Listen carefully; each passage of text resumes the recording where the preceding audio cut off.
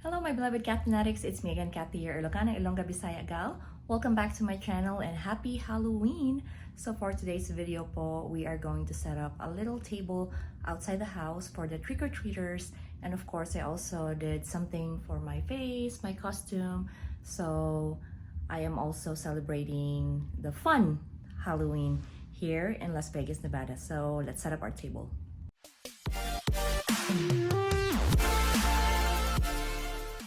Alright guys, so we do have a lot of candies here to give our trick-or-treaters tonight, and we also have these decorations. So let's go outside and set up our table and wait for the kids and the not-so-kids that are celebrating Halloween tonight.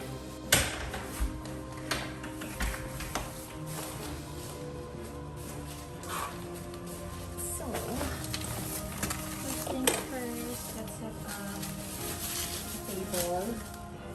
So we got this at 99-cent store. So even though they this. Then let's get some of our indoor decor. Dami natin.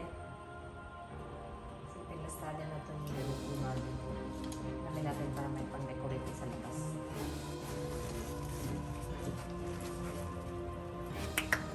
Wow! Tcharam! Bagong bili. $1.99.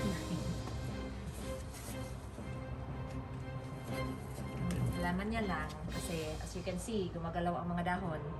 Medyo mahangin. So, sana ganito lang ka breezy. Hindi masyadong mahangin na malakas.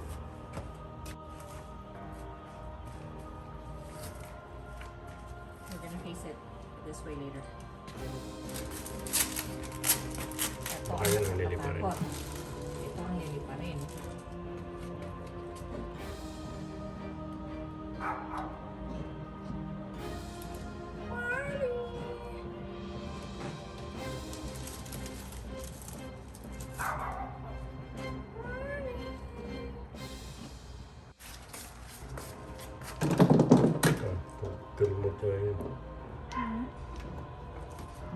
Gusto ko saan dyan?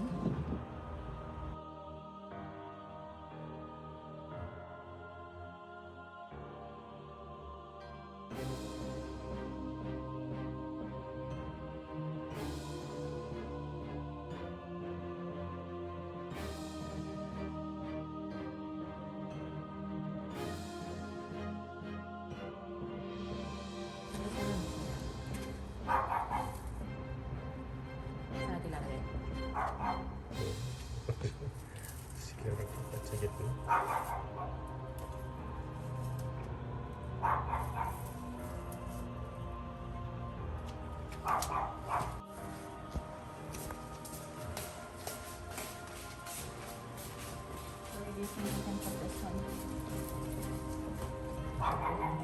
gonna get very... What are you?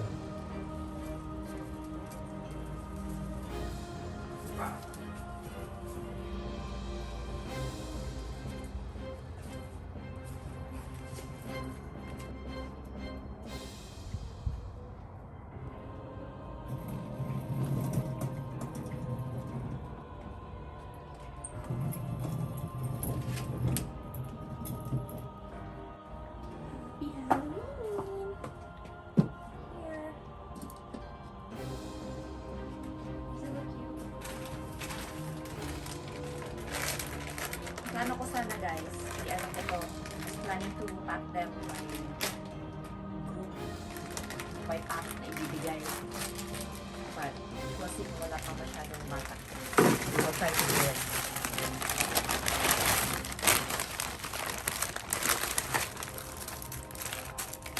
See, I actually got the bags, the goodie bags.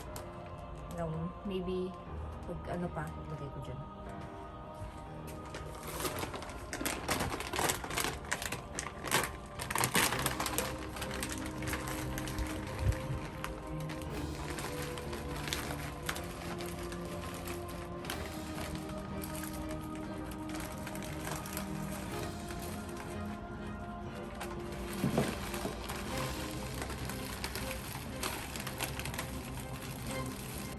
Walang pumunta. Walang pumunta. Tiba-tiba tayo. Si Ronnie Pin. Walang pumunta dahil sa pandemic. Nga. Ay, sana meron. That's the sad part with this pandemic. We don't know if kids will actually go out and participate.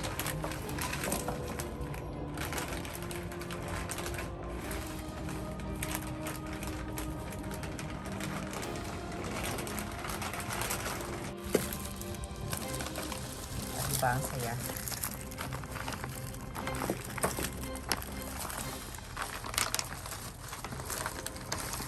That's it. Hopefully, a couple kids will come here and maubos natin tong candy natin. Candies. Yan. So, ayan.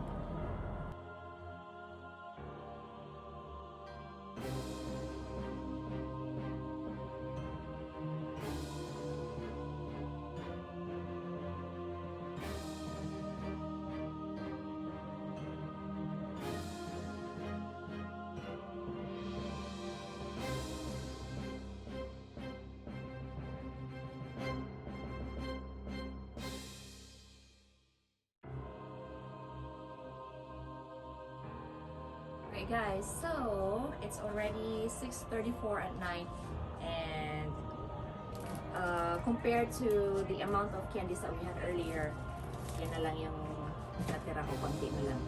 And here in the States, you can also have some indications if you would like to participate or not. So sa mga bahay, if you have the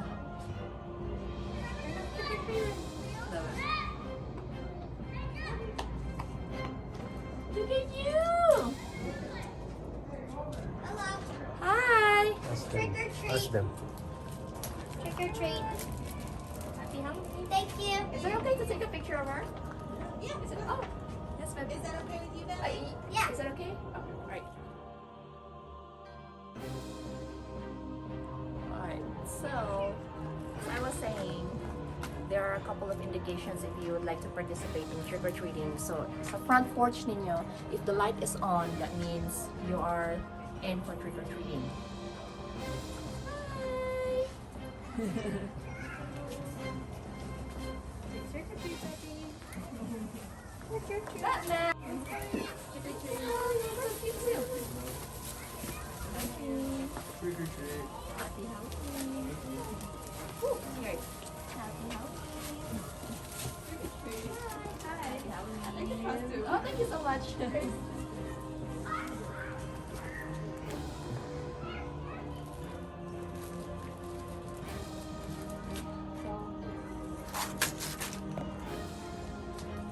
Natapos ko ba yung sinasabi ko kanina? So,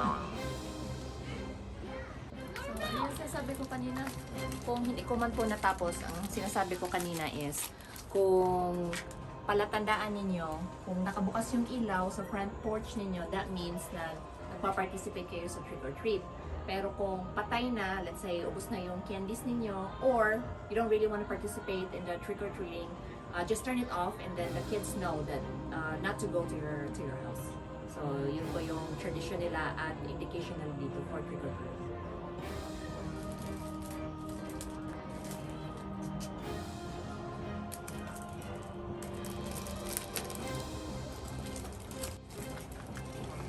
Thank you. Thank you.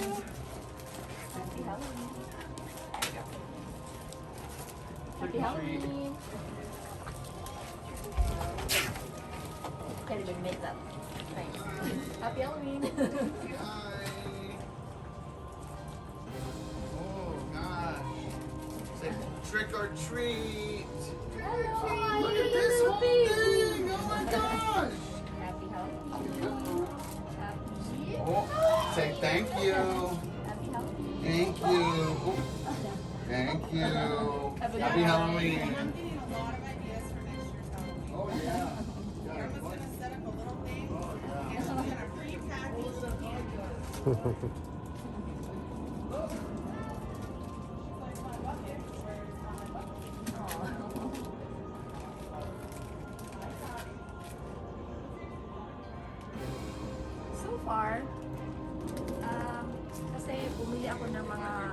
box na ganito, I bought 60 pieces, and this is the last few pieces left. So it's nice to see a lot of kids actually going trick-or-treating now. They're not really that scared. Of course, social distancing, that's why we actually put the table here. And yeah, it's still fun.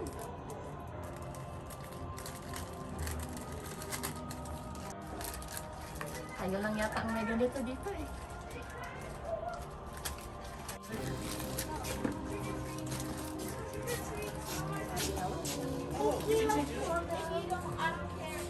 I like your costume. Thank you so much, my dear. Happy Halloween. Happy Halloween.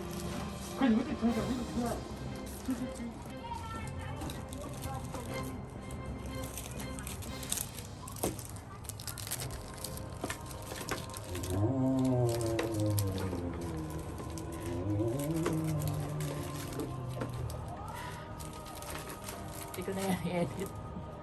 Yun na yung ano niya, background. Look there! Look!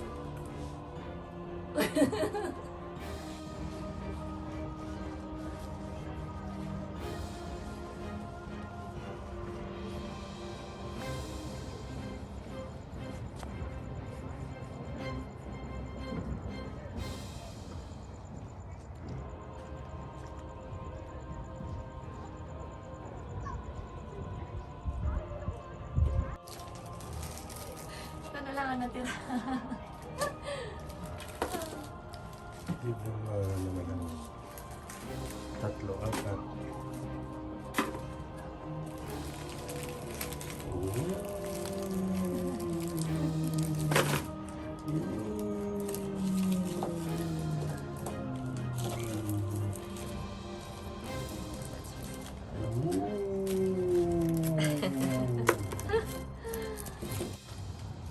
The pandemic did not stop the kids from having fun. And the not so little kids, because we also have some trick-or-treaters na a little older, but still, they still have the spirit of Halloween. So yan. Awan na. So, you can put Mr. Pumpkin here. Two more, and then wala na akong loot bags. So, ito na. Naiwan. Overall, I think it's a success.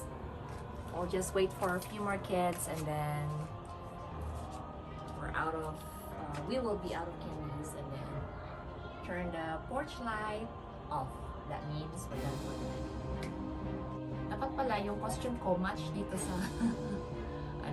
dapat scarecrow din ako. Next time. Hello! Look at that! Thank you. You're welcome.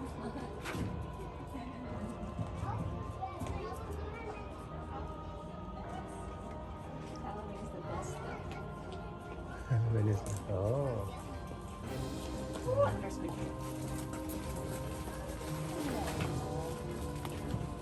Happy Halloween. Oh, look at you! Thank you. Trick or treat. Thank you. Okay, the game! Oh. Happy Halloween. Poppy!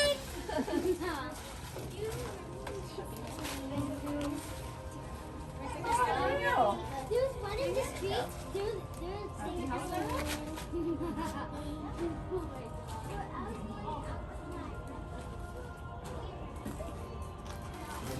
Konti-konti na lang.